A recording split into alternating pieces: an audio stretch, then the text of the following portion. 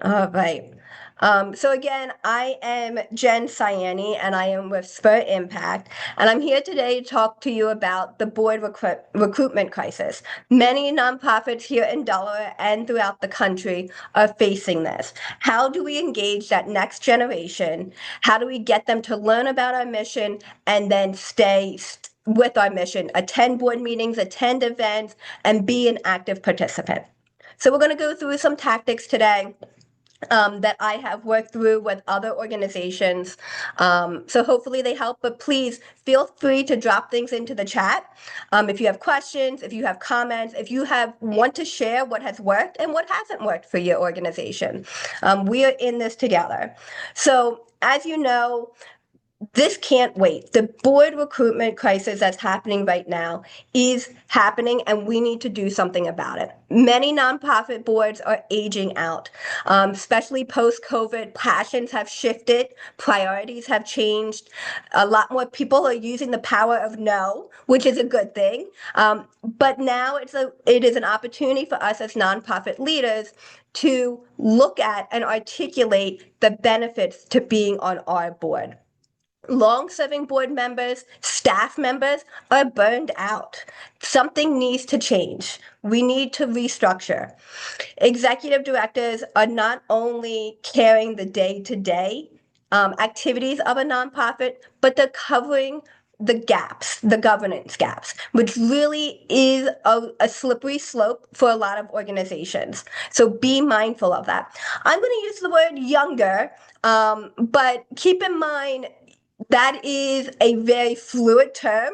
So it could mean if you have board members who are in their 70s and 80s, younger could mean 55, younger could mean 25. So I just wanted to preface that and put a little asterisk next to that. But professionals do want to lead, just not the way that we have led in the past. So they want to do it differently.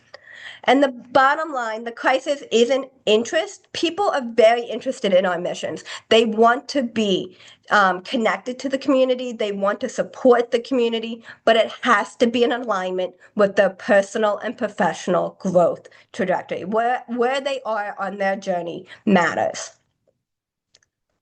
So emerging leaders, so why are they hesitating to say yes? Really, it comes down, and I've talked to members of our community through several different ways, through our Spur Impact Leadership Summit, through networking events, through our Spur Leaders Network. Time commitments for nonprofits are unclear and unlimited. And that's not working for them. They need structure. They want structure. And when they have structure, they are more willing to say yes. They don't know what success looks like. So what is it? Do you have a strategic plan? Do you have a 6-month plan? Hey, in 3 months, we want to accomplish X. In the next 9 months, we want to accomplish 9. We want to feel the wins, not just continue to show up for meeting after meeting, event after event. So write down, talk about what that success may look like. They feel they're just being brought on for optics. They are just filling a seat, filling a quota. And that's not what they want. They want to be making an impact. So take a look at your board. And that's why I pose some of those questions. What's the average age of your board? What's the average length of time? And do you have a job description? Do you have requirements that you need to fit? Do you need to have a healthcare worker, a lawyer, a banker, someone who only has a GED, or someone who went through foster care, whatever those are? So think about those types of requirements so that they can truly make an impact, not just based on their degree or their job, but they can make an impact based on their life experiences. And really, the utmost thing that they really feel unprepared with is the fundraising expectations. Spur Impact, we have a Spur Leaders networking program. I have an individual who I matched up with a nonprofit, the missions aligned. They had multiple conversations with different board members, the executive director. After 6 months of having meetings and joining board meetings, The individual was ready to join. The board was excited to have her join. But at the last moment, they let her know that there was a $5,000 commitment for her to join the board. She was not ready for that. That is not where she is in her life at this moment. And the response back to me was she felt so guilty that she had wasted all of their time by going through these meetings. But if they had just been upfront with her, that could have been discussed. Maybe other avenues could have been offered to her. But instead, that organization now lost a potential board member and potentially lost a donor. Who knows what's going to happen the next time she receives a newsletter from that organization? The hard truth, good intentions are not good enough. It is traditionally, we've always just tapped on the person next to us, those personal asks, which are good. I'm not going to say there's not a time and place for them, but we do need to be more strategic. The vague expectations that we set out for board members, oh, just show up to a meeting every other month. How long is those meetings? Are those meetings in person? Are they virtual? When are those meetings? Are they at 10 o'clock in the morning or are they at 8 o'clock at night? Those are those recruitment things that need to be discussed up ahead. And don't worry, you'll just figure it out. Don't throw people to the wolves. Think about the first time you entered into your job. How was that first week? Those first 90 days? Did you know where the files were? Did you know what you're expected to do, what those milestones are? So if we can look at putting those practices, I don't even want to call them bad practices, but if you want to put those practices away for the moment and really start to structure your board and provide clarity, purpose, and structure, you are going to garner more board members and more interest as we look towards what leaders are expecting from not only their jobs, but also from their volunteer work.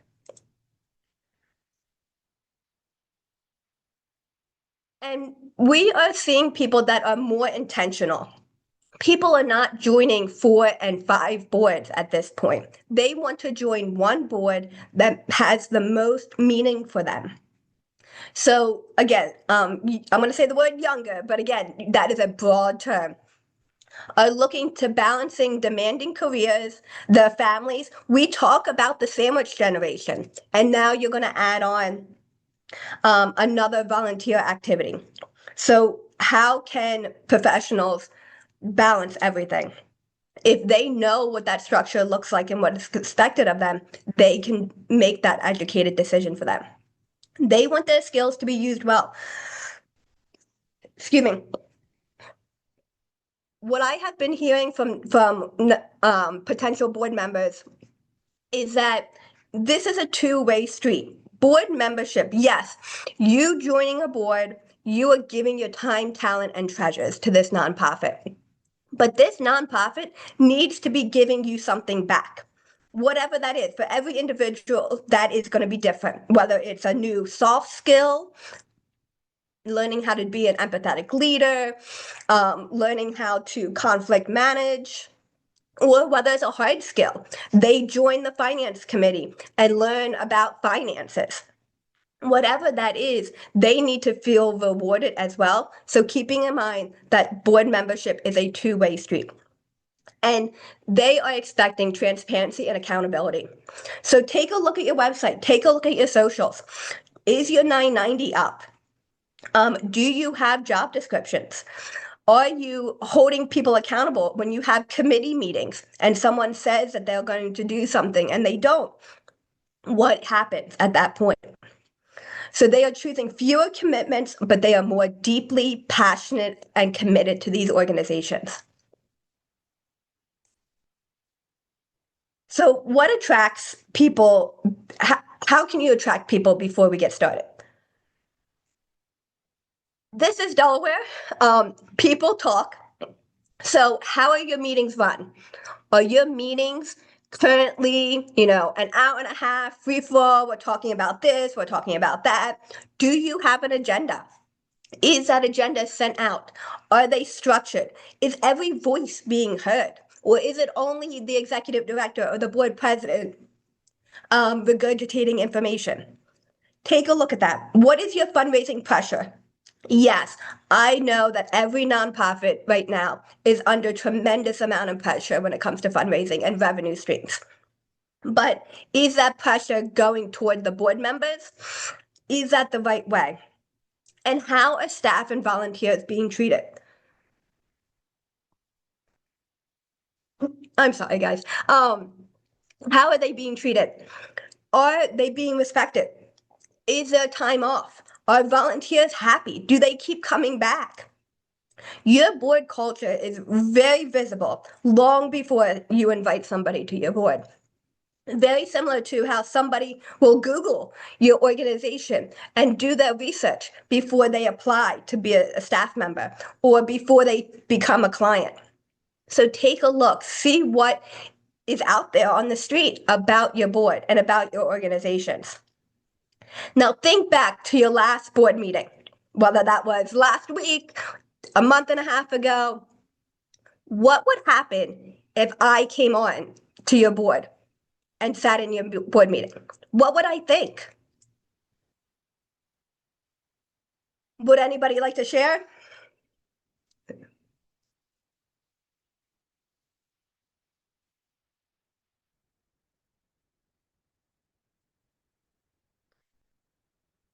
I know that's a loaded question, but so think about that structure. I was talking to a executive director the other day, and they had a potential board member sitting on a board meeting, which is fine, which I would encourage very much. The issue was that that particular board meeting was talking about finances, and there was a lot of discussion over finances. Good, bad, and ugly, those conversations needed to happen. But was that the appropriate meeting for this potential board member to join? Come to find out, it wasn't, because it scared away that board member, which maybe was a good thing. Maybe they weren't in it, but at the same time, could those conversations have happened at a different time? Could that potential board member have come on halfway through the meeting or come in the beginning and then left for executive session? Think through all of the things on what perception are you putting out there. So here are some key strategies that you can do to help redefine what board service means. Create a clear board member role description. Do any of you have job descriptions for your board members?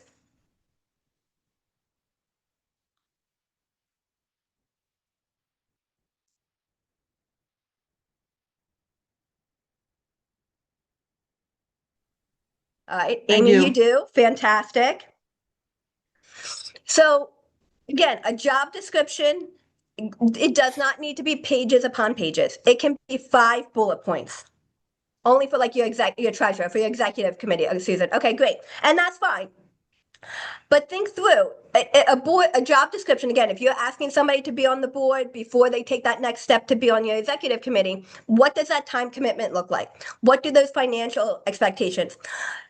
Is your board, even taking a look at your board and where you are in your particular nonprofit journey, are you expecting your board to be very strategic, very high level, looking for partnerships, or do you need them in the weeds? Do you need them day to day operational?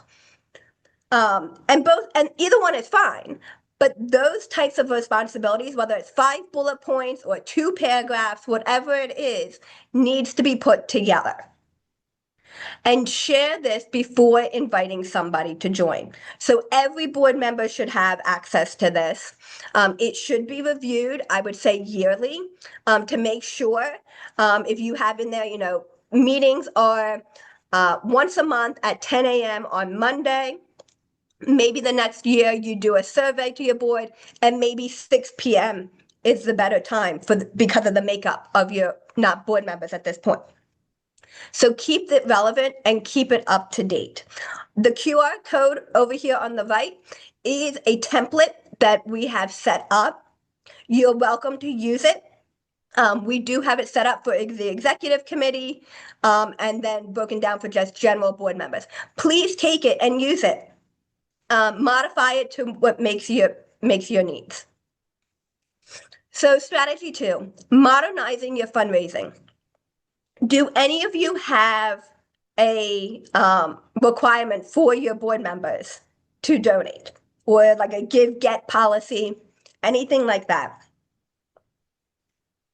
Okay, Susan, you do not. Okay. Which is fine. You don't have to have one, but be upfront. And maybe it's not necessarily a, set dollar amount. It could very well be, we expect you to be at 3 fundraising events, which means they have to buy 3 tickets. So you can work things around. Maybe it's, we're not looking for a set dollar amount, but we're looking for you to help us have 5 new meetings this year, whether that's meetings for new volunteers, meetings for corporate sponsorships, meetings just for partnerships out there, whatever it is. Maybe that is your requirement when it comes to fundraising. So personal giving, a give-get flexible activity, peer-to-peer fundraising. The QR code on the right is a peer-to-peer page that you can send out to your board members or volunteers and set expectations that way.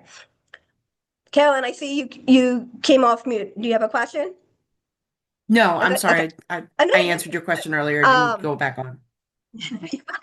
Um, maybe they can make connections to foundations and corporate. Maybe they can take ownership of that relationship. We've talked a lot about when it comes to fundraising, those relationships. Maybe one person on your board can be that point contact. Maybe it's a skills base. I do want to caution you.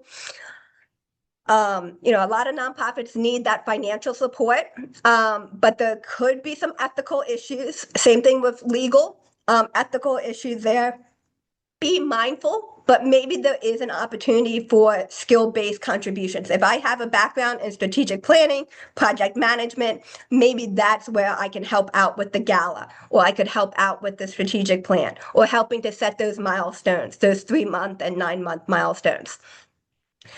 And really, when it comes down to it, explaining why fundraising matters. It's not just about the dollars, but it's about the emails. It's about the brand awareness, that storytelling. That's what's going to keep your nonprofit going and stabilize it and sustain it moving forward. Not just the dollars, but everything that goes into the fundraising model. So building out an onboarding experience. Does anybody have an onboarding structure that they currently use when they bring somebody on? I do. You do? Carolyn, would you be willing to share a little bit what it looks like? Sure. So I create a binder for each of them, and it's just got some foundational documents, the schedules and things that calendars that they need to be aware of, committee meetings and stuff, and any goals that we have and that kind of stuff. So it's all like tabbed, and then we go through it. Like we meet, and I have a not the whole board, but a couple of members of the board to answer questions or just be there and go through the binder with them. Awesome, that's great. And Susan, yeah, you had one, but it's kind of gone to the wayside, which can happen. So, a couple things. Can one of your board members take ownership? Could that be a job or a role for one of your board members? Maybe it becomes the governance committee or the nominating committee that takes that ownership on. Does it make sense for it to be a binder? Does it make more sense to be in a Google folder? Again, every nonprofit's different, but I love how you've also talked through meeting one-on-one. So have an orientation. Yes, you've gone through, you've met with them, you interviewed them, they've looked at your websites, they've looked at your socials, but sit down and have a conversation about orientation. Think back to college, high school, your first job. What does that orientation look like? It doesn't need to be long. It's just something to think through. making sure that they understand what a 990 is. They understand what, black and red means. If they can't answer those basic questions, how are they going to be able to help you create a stable nonprofit moving forward? So making sure that they know what those numbers are and where they need to be looking. Because at the end of the day, remind them they are responsible. They are signing off on this 990. Yes, all of you have D&O insurance, but they are still signing their names to a document that is heading off to the federal government. And then governance 101. What does it mean to say all in favor? What does it mean for Robert's rules? However you structure your meeting, go over that and make sure they understand what those protocols are. What does executive committee look like? What does the general board meetings look like? What do committee meetings look like? Set that all up for them so that they are successful as they walk in. And pairing a new board member with a veteran one, making it a buddy. Maybe they meet, 3 times. That's all over coffee. They chat over Zoom. Maybe they join a committee, if you have committees, and ask them what would make you feel successful. If you've been on the board for the past year and you look back, what are you going to be excited about? What would make you continue on for the next year? Have you ever asked your board members what their goals are? What do they want to achieve in this year by being part of this board member? Again, thinking through of this being a two-way street. So if I join a board, I would love, and Carolyn asked me, what my goal is for this year.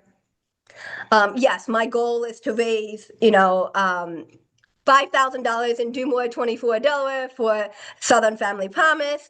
But personally, I would love to practice my fundraising. Um, and I would love to meet with a potential donor and see if I can get $500 from them. So Amy's putting out a survey to her board. And yes, that's a great way to do that. Every year, you guys should be sending out to your board the conflict, to seeing if there's any conflicts by the board members being on your board. This is a great way to ask them what their personal goals are for the year. Maybe you learn during this survey that they're going back to school for their master's in HR. Well, this is a great opportunity for you to now see, hey, well, you can take on this aspect of our volunteer. So, think through what your onboarding process looks like and annually what that can look like year over year. So I talked a little bit about this in the beginning, but being very intentional. We look at, most nonprofits look at and fill seats based on careers, based on job descriptions. But let's start to think about those seats that we need to fill in a different format. Let's look at somebody who has gone through our program. Let's find somebody who looked at our program but decided to go with somebody else. Let's look for somebody who has great speaking capabilities, or some other soft skills that might be necessary for our organization. Someone who's willing to raise their hand, maybe somebody who is more of an introvert and needs documents ahead of time. So we have a board member on Spur Impact. She is very much great individual, but she needs time to process. We have learned that about her, which has forced us to send out the board meeting minutes and agenda and all the materials ahead of time. And not just a week ahead, but 2 weeks ahead, so that she has time to process, because we want to hear her in the meetings, which has now gotten us more, not waiting to the last minute. So think about that. Look at your board and how do they respond? Do they need to see a slideshow? Do they need to see graphics? Do they need to see words? And maybe that's where you can start to restructure your board meetings. to get more conversations going. And really try to pull expertise out and put in for tasks, and tie those tasks to those expertise. Don't just ask for the perspective, ask them to lead. And I know we do this, and I'm sure there might be some, well, like we tried this. Really empower. Do they have access to all the documents that they need? Do they have access to the people that they need to talk to so that they aren't just saying, oh, well, I think we should? They can really take ownership and really become, we need to do X, Y, Z. So board recruitment starts with staff experience. So take a look at your staff.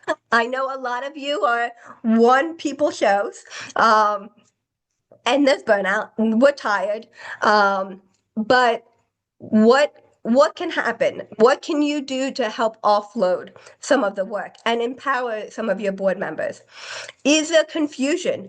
Is there expectations that the executive director is going to be doing ABC when the executive director thinks that the board president should be doing ABC? Have you had a conversation with that board president or the executive committee to really help break out and create that structure? And really, it comes down to poor communication. We are all moving 100 miles a minute. But again, if they have access to the Google Drive, if they have access to emails, and that transparency is there, that communication can really help. And a well-run nonprofit signals respect for people's times and talents. And that is what is going to keep people on your board so that they aren't rolling off ahead of the scheduled time. And they're going to be more willing to bring other board members on because they feel confident that this is a good use of their time. So what can you do right now? Right now, take a look at your board role and expectations. I know some of you have job descriptions, which is great. When was the last time you looked at them? Do you need to change those expectations? Were you expecting everybody to be at board meetings once a month in person for an hour and a half? Can you do every other month? Can you do half meetings virtually, half meetings in person? Whatever that looks like, but take an audit. Also take an audit of your board. Again, what seats are being filled, and don't look at just age demographic or gender or job roles. Look at the skills that they're bringing. How many extroverts do you have? How many introverts do you have? Think about all of those different ways that you can really bring your board members up.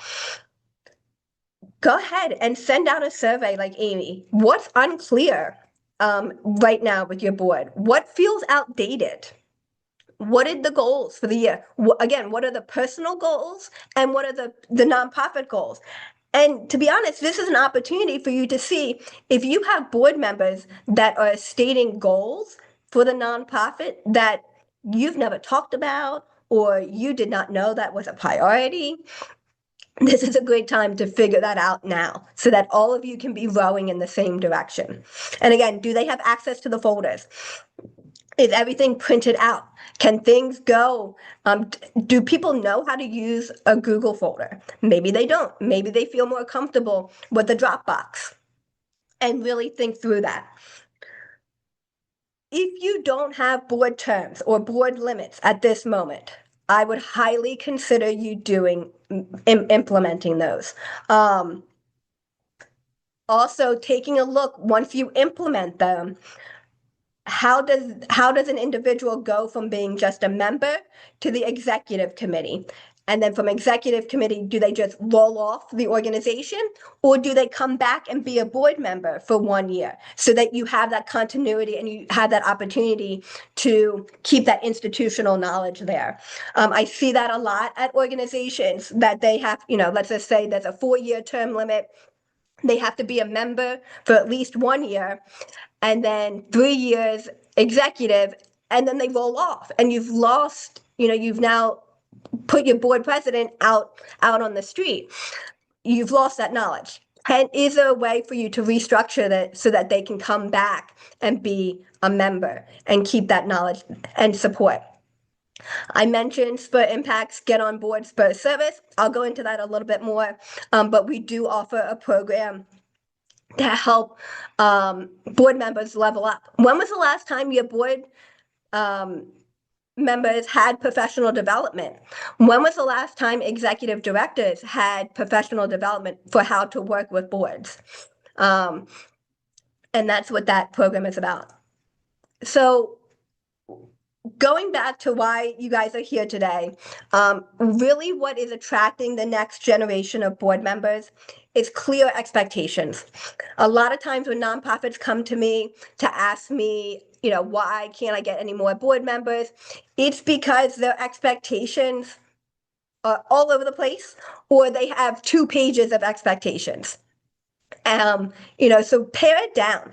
If you are a multi-million dollar organization and you have locations up and down the state, then okay, expectations are going to be very different than a 100% volunteer run or a one staff person organization. So make sure your expectations are set. The other day, I saw a job posting for a development director that is expecting, $45,000 and is expecting 5 years experience with a bachelor's degree, preferably a master's. Let's be relevant to where we are right now and where our organizations are. Make sure you have a wide range of diverse lived and professional experience sitting at the table. Again, I cannot stress this enough. When I look at a board list and it shows 15 people from a bank, well, that's lovely, but what are they doing for you? Do you have anybody else based on lived experience? Making sure that they have a passion. Can they tell you, and not verbatim, but can they tell you about your mission? Can they tell you about your programs? If you were to sit them down in front of a major funder, would they be able to articulate the program? So work through, what does that success look like? And board members who feel proud about their involvement and know that they are putting in the time and the effort and getting that feeling of gratification are going to be more likely to recruit other people. They're going to help you and support you in that recruiting process. If you know that you're working for an organization or you are volunteering at an organization and they are a hot mess, you're not going to refer somebody. So what can we do? How can we help clean up the mess a little bit, and get our board members to feel proud? So if you want to change what leadership looks like, you need to lead differently. Again, younger professionals aren't rejecting boards. They're just rejecting ambiguity. They want the structure. Everybody needs the structure. They need to know what that time commitment looks like. They need to know what is expected, what success looks like, what failure looks like. So spell that out for them. Boards that evolve will survive and thrive. We've seen that in the past year. We've seen that in COVID. When nonprofits evolved, they made it. But the ones who refused and were stuck in their ways are not with us anymore. Which is not a bad thing, but that's a different topic. We'll go there later on another day. But if your board does not evolve, you're not going to make it. And it's not why they won't say yes to you. It's what are we asking them to say yes to? So can you articulate? Use ChatGPT. Use these AI features. What benefits is it to somebody to join your board and not somebody else's board? If you have the same mission, if you have, same time commitment, why is somebody joining another board and not yours? So can you pull together some language, a couple sentences, a couple bullet points to articulate why someone should say yes to you. And I really want you to focus on changing the invitation so that you can change who shows up at your meetings, who shows up at your events. Will be dramatic. Um, so I know I'm finishing up a little bit, but just to put it out there, Spur Impact has several programs that we have coming up to help articulate and move this conversation forward. We have an event on April 21st in Wilmington in the Pike Creek area at Goldie Beacom College. As well as May 7th at the Delaware Tech Community Campus in Georgetown. These are one-day in-person events. There's two tracks. Track A for people who are just learning about and want to get engaged into board development. And then track B is for individuals who are currently board presidents or current staff members, executive directors, to help create that professional development for you and how to work with your board. There's a great opportunity for networking. Last year, when we held this event, we had two nonprofits walk out with new board members. And then since those 24 hours, we've had several other nonprofits who have gained new board members because of this event. So I highly encourage you to take advantage of this, of one or both of these days. This is a great way, again, for team bonding, professional development for your boards. If you have new board members, or maybe you have veteran board members that you really need them to step up their game. So I encourage you to use the QR code to take a look at that. We also have a cohort model that will be rolled out in the fall. Because of the Spur Leaders Network, we have matched over 40 people to boards in Delaware through this program. This program is just 3 years old, and we've already done that. And if your nonprofit is currently looking for board members, please let me know. I have a cohort that is finishing up right now and would love to be matched. So I'm going to stop there.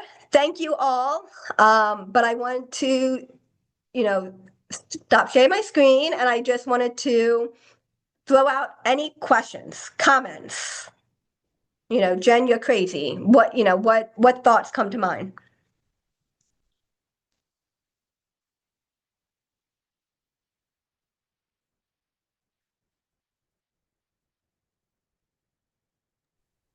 I think it's just overwhelming. It's a lot to do.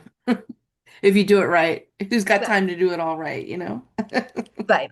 No, and that's fair. And I agree with you. And this is something that you can't um, do overnight, and you won't do it overnight.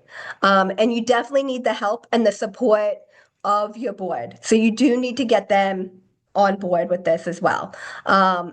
But it does sound like, Carol, I'm just looking at you, but it does sound like you have a good foundation already with your binders and your orientation process. I think the start for you, what I would look to is doing a survey, seeing what people's goals are. And maybe that's where you can piece through and prioritize. What is the most important? Getting everybody on a level playing field on learning how to use Google Drive, everybody learning how to use I give Zoom. up on that one. I give up on that one. I tried. And that's fine. But maybe maybe the demographics, maybe people are more willing. I don't, and I'm happy to talk to you more offline. But because I know your board's a great board, but I think setting up those structures is key. And again, it's not going to change overnight. But if we can get everybody rolling in the same direction, it would be huge. Right. Our issue is because we do have term limits, many of my veteran board members, including my board president, who Mhm. are rolling off starting December. So I've got to replace them. And so we're sort of in a weird place. But we're about to do a strategic plan, and I think all of that's going to sort of come together a little bit around that. So So have you looked at succession planning? Have you, all of those people that are currently rolling off, can they do a brain dump? Can they do, voice to text and just throw up on everything they've done, the policies and procedures that they work on. That's all in their head, and then that could be something that you could gather. And I'm going to, use a chat GPT and then have them format it for, bring it all together into a concise something, that might be something to think through, knowing that you have those board limits and that institutional knowledge rolling off. I was Um, just coming to say the same. I was just going to say the same thing. Like ChatGPT is a lifesaver when, you know, making the job descriptions and things like that. I fed it our current constitution and bylaws, and it redlined, and made new. And oh my God, it was such a huge help. So, yeah. like, use those things for stuff like that. I refer to it as my assistant GPT. Yes. Yes. Give, give it a name. Um, I have some people that will, have a Karen or a Crystal, and that is what they name them. So yes, definitely use it. But I have used it as a way to analyze documents. Like I have for Do More $24, I have all of these testimonials that come through. I put all those testimonials in and have it help me pull together the top bullet points that comes through. So really think about it not just from help me rewrite my email to be more professional, but helping you to analyze things and pull lots of information, pull, nuggets from lots of information. So think of it a lot of different ways. Susan, I saw you came off mute. Do you have a Le- question? Oh, I actually had a question. I don't know if someone else did.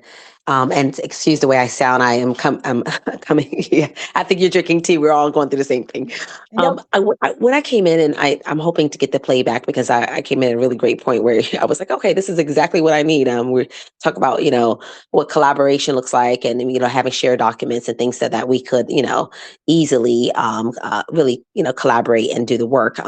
But one thing you said, and I didn't know where you were going with this, but like how to change who shows up to your meetings. Can you elaborate a little bit on that?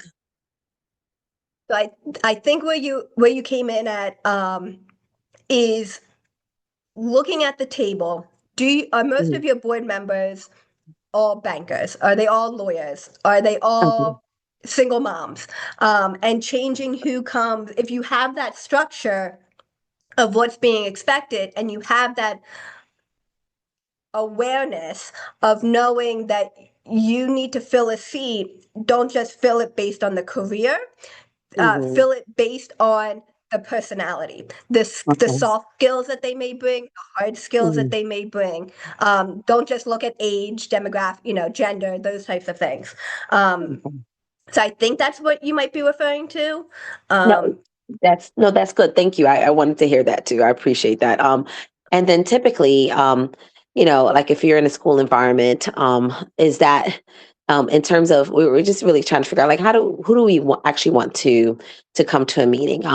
Do we want do we want parents to be that involved in coming in and all the time? Like how do we have strike a healthy balance where things are accessible for not only the board members to run the meetings, but also to making sure that there is an invite friendly tone to these board members so that board meetings so that people are engaged, they have the information that they need, and as well as educated on how to advocate for their space of work. So I think that goes back to again the structure of like how are your board meetings being run? Is it your board president just regurgitating information? Is it staff members regurgitating information? Have you created a culture where it's okay to raise your hand and poke holes in what's being presented? Do you give the introverts the information ahead of time so that they have the ability to process everything? Are you presenting information not just in long paragraph form? Are you presenting it in graphs? Are you presenting it in bullet points? So really making sure that everybody has access and really think through, especially with you being in an education field, looking at the learning styles. Just because you're now, an adult and you're in your volunteer work, those learning styles still play a huge role in how Yes, they people do. engage. Yes. So thinking about that, I would really look at the culture of your board meetings, and pull that through. I would also look at committee opportunities. I know being in a school setting, it can be very difficult to have current parents or current clients on the board, just because of sensitivity, variety of reasons. Is there an opportunity to create a committee, an advisory committee, that maybe meets on the off months of the actual board meetings? They have their own goals and milestones that they need to meet, but they meet, they roll up into those board objectives. So taking a look at your strategic plan and or your goals for the next 12 months, is there something that the advisory board could work on? Is there some aspect that they could go out and research and come back and bring a recommendation? Just like if you have a finance committee, the finance committee is reviewing all the budgets and putting out a proposal for the board, moving forward. So those would be some things I would do to engage current parents. And that's also an advisory role, a committee requirement is a great way for you to learn how this person is going to interact. So if they show up, if they're accountable, if they do the work, then you've now, interviewed them. You see how they're actually working before they join a board.